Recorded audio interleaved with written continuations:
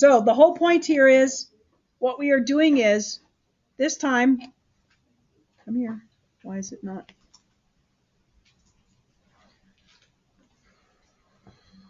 I don't know what its problem is.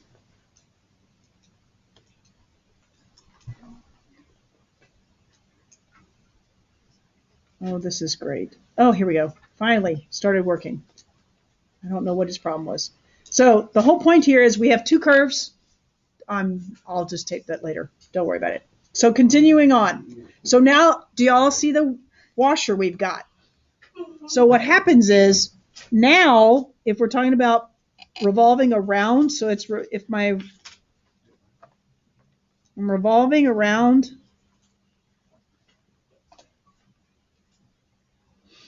the x-axis, that means it's with respect to x.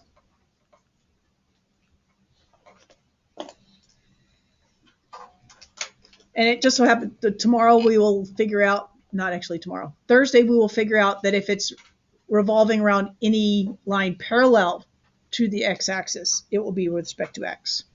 For right now, we're just going to do the x and y axis. Thursday we'll do all the other ones. What that's going to give you is the volume is equal to pi, because can I factor out the pi out of, it's a constant, can I factor it out of my integral? Yep, pi, and I'm going to integrate my limits of integration from a to b. Those are my points of intersection up here. So this is a, and this one is b. Points of intersection between my regions, and it's going to be the r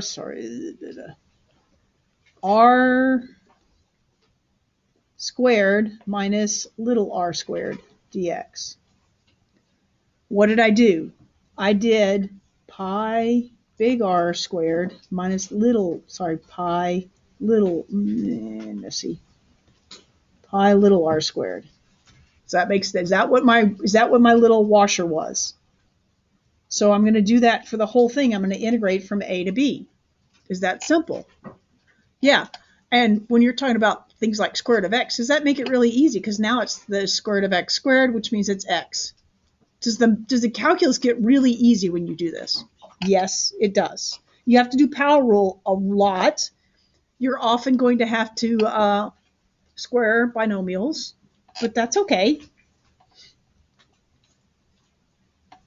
So in our case, since what we're going to do up here is we're going to define, is big R right here, is that equal to f of x minus 0? Minus, not equal, minus 0. And little r is equal to g of x minus 0. Why am I making a big deal of the minus 0? Because on Thursday, it's not going to be minus 0 anymore. Right? That's the height. It's the upper minus lower. Is this y equals 0? Is that why I'm writing that down?